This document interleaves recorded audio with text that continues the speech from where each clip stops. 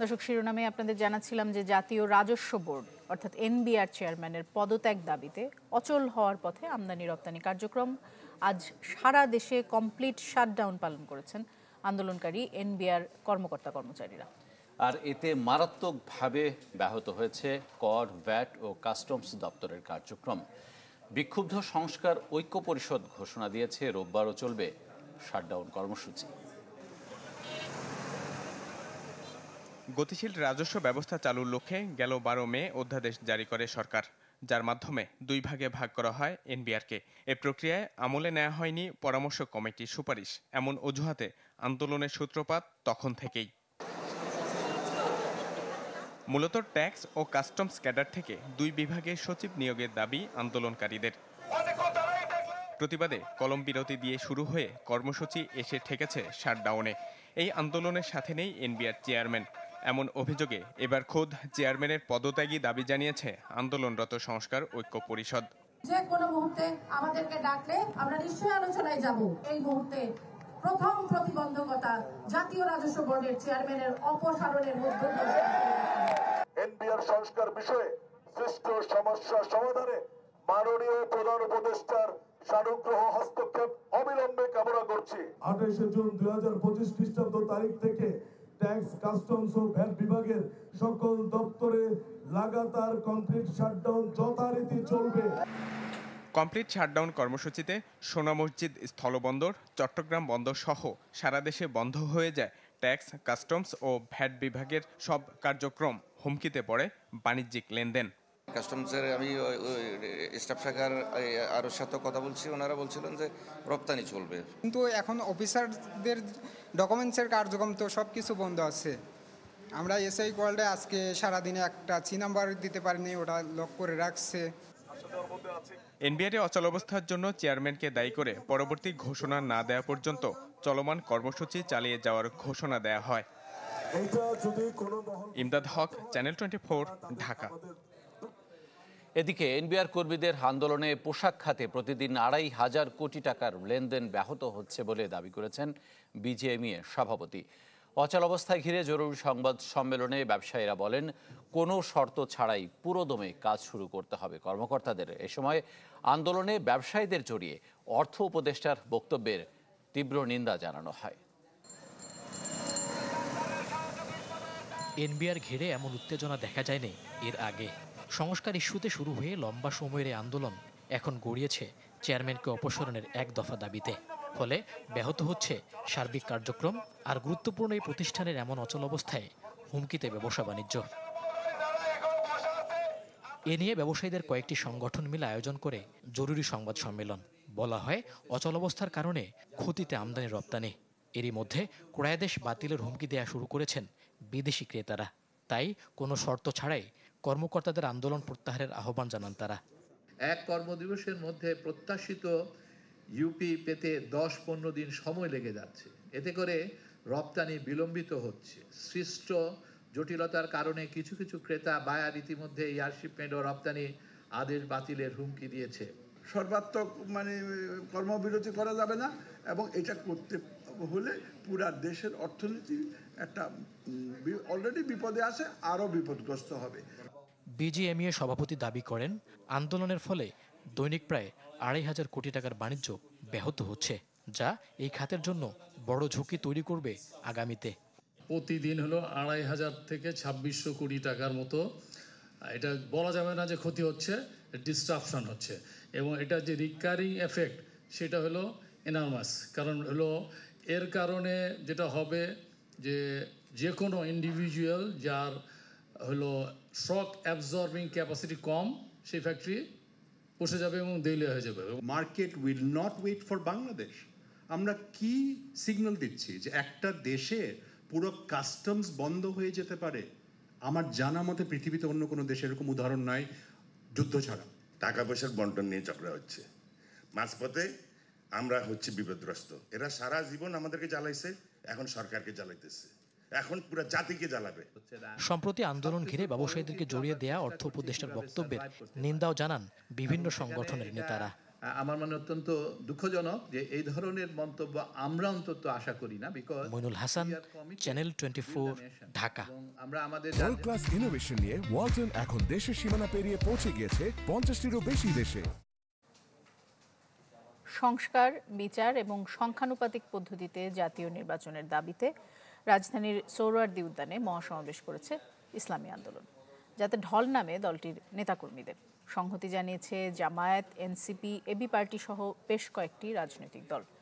মহাসমাবেশে ইসলামী আন্দোলনের আমির ইঙ্গিত দিয়েছেন যে সমমনা দলগুলোকে নিয়ে জোটবদ্ধভাবে নির্বাচনে অংশ নিতে পারেন তারা। রাজধানীতে ইসলামী আন্দোলন বাংলাদেশের মহাসমাবেশ ঘিরে শনিবার ভোর থেকেই সাজ রব সোহরাওয়ার্দী উদ্যানে। দিন যত গড়ায় বাড়তে থাকে মহাসমাবেশের কলেবর।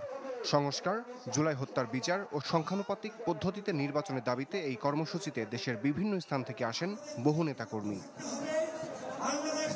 2 পর্বের আয়োজনের শুরুতে বক্তব্য দেন স্থানীয় ও মহানগর পর্যায়ের নেতারা।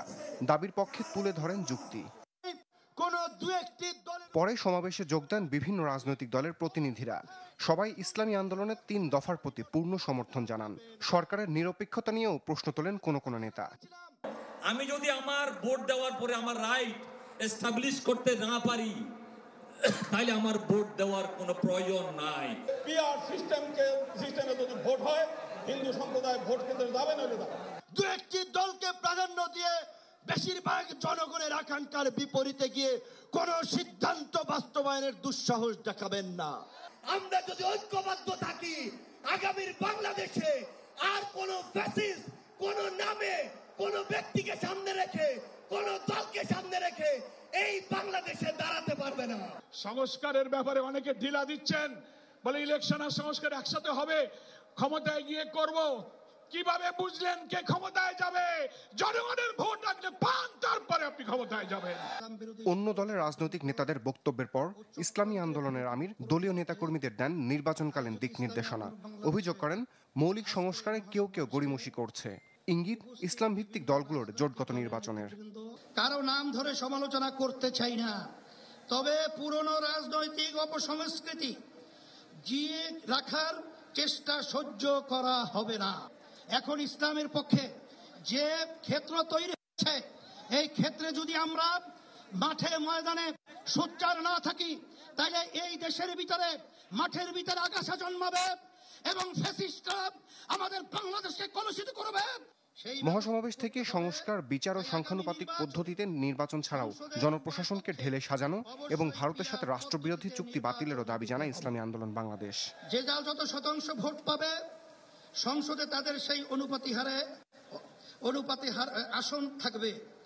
রমিজ হুসাইন, চ্যানেল 24, ঢাকা। এদিকে বিএনপি বলেছে যে সংস্কার নিয়ে ঐকমত্য কমিশন কি ভাবছে সেটি জানতে চায় তারা। সাবেক রাষ্ট্রপতি জিয়াউর রহমানের স্মারক প্রকাশনা অনুষ্ঠানে কথা বলেছেন দলটির স্থায়ী কমিটির সদস্য সালাউদ্দিন আহমেদ। পিআর পদ্ধতি বাংলাদেশের রাজনৈতিক কালচারে, আমাদের ইতিহাসে, আমাদের ভোটের এই সিস্টেমে কখনো উপযুক্ত নয়। আমরা এখানে এক ব্যক্তির এক ভোট এবং সরাসরি ভোট প্রত্যেকটা নির্বাচনী এলাকায় তার প্রতিনিধিকে সে ভোট দেবে এবং এটাকে বলা হয় ফার্স্ট পাস্ট দি পোল। সেই সিস্টেমের মধ্যে আমরা আছি এবং ঐকমত্য কমিশনের যে আলোচনায় সেটা এখন এভাবেই টেবিলে আছে। এখন কেউ রাজনৈতিক দাবি হিসাবে সেটা উত্থাপন করতে পারে, সেটা তাদের রাজনৈতিক অধিকার, তবে সেটা সবার উপরে চাপিয়ে দেওয়ার কোনো মানে নেই। দর্শক, এদিকে বিএনপির আরেক স্থায়ী কমিটির সদস্য আমির খসরু মাহমুদ চৌধুরী বলেছেন, নতুন বাংলাদেশে পুরনো রাজনীতি চলবে না, কারণ দেশের মানুষের মানসিকতার পরিবর্তন এসেছে। সিলেটের মেহেন্দিবাগ এলাকায় এক অনুষ্ঠানে তিনি বলেন, বিএনপি জাতীয় নির্বাচনের জন্য পুরোপুরি প্রস্তুত, তবে জাতীয় নির্বাচনের আগে স্থানীয় নির্বাচন সম্ভব নয়। তার মতে বর্তমান নির্বাচন কমিশনে যারা আছেন তারা খুবই যোগ্য। অভিযোগ করেন, লুটেরাদের কারণে দেশের ব্যবসা বাণিজ্য ধ্বংসের মুখে পড়েছে। বলেন, চা, আগর, পর্যটন সহ বিভিন্ন শিল্প সঠিক পরিকল্পনার মাধ্যমে বিশ্বমানে নিয়ে যাওয়া সম্ভব। আগের মতো রাজনীতি হবে না, রাজনীতি পরিবর্তন হয়ে গেছে। বাংলাদেশের মানুষের মন মানসিকতা পরিবর্তন হয়েছে, প্রত্যাশা পরিবর্তন হয়েছে, আকাঙ্ক্ষার পরিবর্তন হয়েছে। এটার সাথে যদি আমরা রাজনীতি যারা করি, আমরা যদি চলতে না পারি, আমি পরিষ্কারভাবে আপনাদেরকে বলতে চাই, তাদের কোনো রাজনীতি বাংলাদেশে থাকবে না। প্রধান উপদেষ্টার প্রেস সচিব মোহাম্মদ শফিকুল আলম বলেছেন, সত্যিকারের গণতান্ত্রিক নির্বাচন উপহার দিতে চায় সরকার। প্রশাসনকে সাথে নিয়ে একটি ভালো নির্বাচন আয়োজনের সর্বোচ্চ চেষ্টা করা হচ্ছে। খুলনা সার্কিট হাউসে সাংবাদিকদের সাথে মত বিনিময় সভায় এসব কথা জানান তিনি। আমরা অবশ্যই বলছি ফ্রি ফেয়ার হবে, ইনক্লুসিভ হবে এবং আপনারা দেখবেন আমরা এটা ডিটারমাইন্ড, এটা কারণ আমরা চাই বাংলাদেশে একটা একটা ডেমোক্রেটিক ট্রানজিশন হোক, জনগণের ম্যান্ডেটে যারা ইলেকশনে জিতবে তারাই এসে ক্ষমতা গ্রহণ করুক, এটা এবং এটা আপনি দেখবেন উৎসবের মতো হবে। জুলাই গণঅভ্যুত্থানের প্রথম বার্ষিকীতে মাসব্যাপী কর্মসূচি ঘোষণা করেছে জামায়াত ইসলামী। মগবাজারে কেন্দ্রীয় কার্যালয়ে দলটির সেক্রেটারি জেনারেল মিয়া গোলাম পারোয়ার সংবাদ সম্মেলন কর্মসূচি ঘোষণা করেন। জানান 19 জুলাই সোহরাওয়ার্দী উদ্যানে জাতীয় সমাবেশ, 16 জুলাই শহীদ আবু সাইদ স্মরণে রংপুরে আলোচনা সভা, 5 অগাস্ট স্বৈরাচার পতন উপলক্ষে সারা দেশে গণমিছিল করবে দলটি। এছাড়া মাসব্যাপী আলোচনা সভা, সেমিনার, সিম্পোজিয়াম, আলোকচিত্র প্রদর্শনী সহ নানা আয়োজন থাকবে ছাত্র জনতা অভ্যুত্থানের প্রথম বার্ষিকীতে।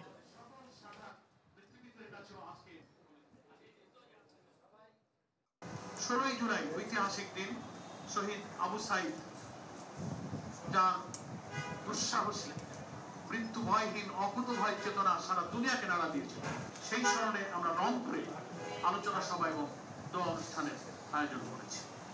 19 জুলাই ঐতিহাসিক সোহরাওয়ার্দী উদ্যানে আমরা জাতীয় সমাবেশের ডাক দিয়েছি। এবারে অন্যরকম খবর, ঢাকায় নামতে যাচ্ছে বুয়েট অনুমোদিত নকশায় 3 চাকার ব্যাটারি চালিত ই রিক্সা। আগস্টের শুরু থেকে প্রাথমিকভাবে দক্ষিণ সিটির পল্টন, ধানমন্ডি এবং উত্তর সিটির উত্তরায় প্রাথমিকভাবে চলবে এই বিশেষ রিক্সা। দেওয়া হবে অনলাইন লাইসেন্স। রাজধানীতে ব্যাটারি চালিত অটোরিকশার লাগামহীন চলাচল নিয়ে উদ্বিগ্ন অনেকেই। অলিগলি থেকে শুরু করে প্রধান সড়কে নিরাপত্তা ঝুঁকি নিয়ে চলাচল করা এসব অটোরিকশা নিয়ন্ত্রণ ও নিরাপদ করার সমাধান খোঁজা হচ্ছে বেশ কিছুদিন ধরেই। এই ক্ষেত্রে ঢাকা 2 সিটি কর্পোরেশনের উদ্যোগে এগিয়ে এসেছে দেশের শীর্ষ প্রযুক্তি বিশ্ববিদ্যালয় বুয়েট। বিশ্ববিদ্যালয়টির কারিগরি দল ব্যাটারি চালিত ই রিকশার কাঠামো ও ব্রেকে এনেছে পরিবর্তন, যা অনেকাংশেই যাত্রী ও চালককে দেবে সুরক্ষা। এসব ই রিকশা আগামী আগস্ট মাস থেকে প্রাথমিকভাবে চলাচল করবে রাজধানীর পল্টন, ধানমন্ডি ও উত্তরা এলাকায়। ঢাকা উত্তরের নগর ভবনে ই রিকশার প্রশিক্ষণ কর্মসূচির উদ্বোধন অনুষ্ঠানে ডিএনসিসি প্রশাসক জানান, অনুমোদনহীন রিকশা ধীরে ধীরে সরিয়ে দেওয়া হবে। অর্গানিক্যালি আমরা আস্তে আস্তে মার্কেটে যাবে, কারণ যারা কিনবেন তারও ফাইন্যান্সিয়াল ক্যাপাসিটি, প্রস্তুতির একটা ব্যাপার আছে। আর টার্গেট হচ্ছে আমরা অগাস্ট মাসের প্রথম সপ্তাহ থেকে আমরা এটা মার্কেটে দেওয়া শুরু করবো, এবং অগাস্ট মাসের প্রথম থেকেই অন্য যে রিকশাগুলো এই জোনে থাকবে তাদের চলাচলটা আমরা আস্তে আস্তে আস্তে আস্তে গ্র্যাজুয়ালি রেস্ট্রিক্টেড করবো। অনুষ্ঠানে প্রধান অতিথির বক্তব্যে স্থানীয় সরকার উপদেষ্টা আসিফ মাহমুদ বলেন, ই রিকশার ক্ষেত্রে লাইসেন্সের ব্যবস্থা থাকবে, যা হবে অনলাইনের মাধ্যমে। প্রত্যেক চালকের জন্য রাখা হবে প্রশিক্ষণের ব্যবস্থা। পুরো প্রক্রিয়াটা অনলাইনে হবে। রিকশা অ্যাপ নামে আমরা একটা অ্যাপ ইন্ট্রোডিউস করবো এবং একটা ওয়েবসাইট থাকবে, তার মাধ্যমে পুরো প্রক্রিয়াটা হবে।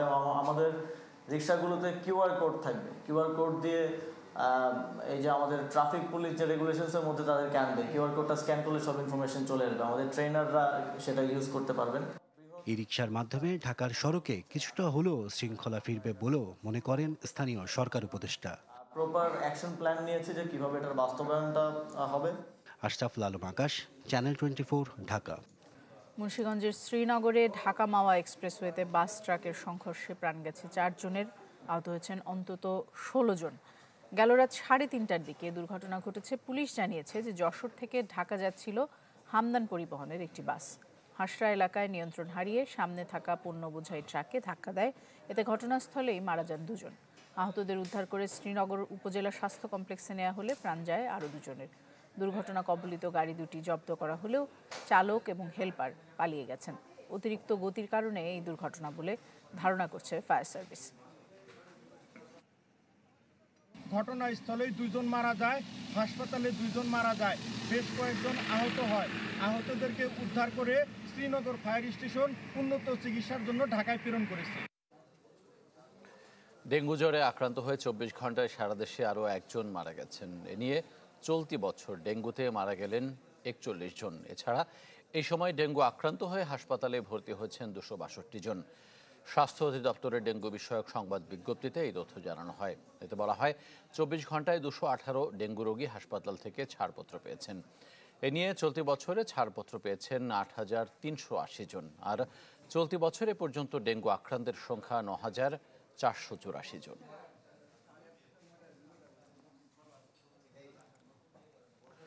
প্রথমবারের মতো দেশে পালিত হলো আন্তর্জাতিক বজ্রপাত নিরাপত্তা দিবস। দিবসটির স্লোগান শুনলে বজ্রধ্বনি, ঘরে যাই তখনই।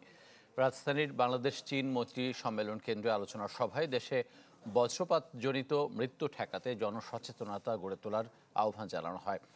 বলা হয়, শুধু পূর্বাভাস নয়, সঠিক সময়ে সঠিক বার্তা পৌঁছে দেওয়া এবং মানুষের আচরণগত পরিবর্তন ঘটানোই বজ্রপাতজনিত প্রাণহানি রোধের মূল চাবিকাঠি। দুর্যোগ ব্যবস্থাপনা ও ত্রাণ মন্ত্রণালয়ের সচিব মোস্তাফিজুর রহমান জানান, বছরে প্রায় 350 জন মারা যাচ্ছেন বজ্রপাতে। তাই গ্রাম পর্যায়েও সচেতনতা তৈরির উপর গুরুত্ব আরোপ করেন তিনি।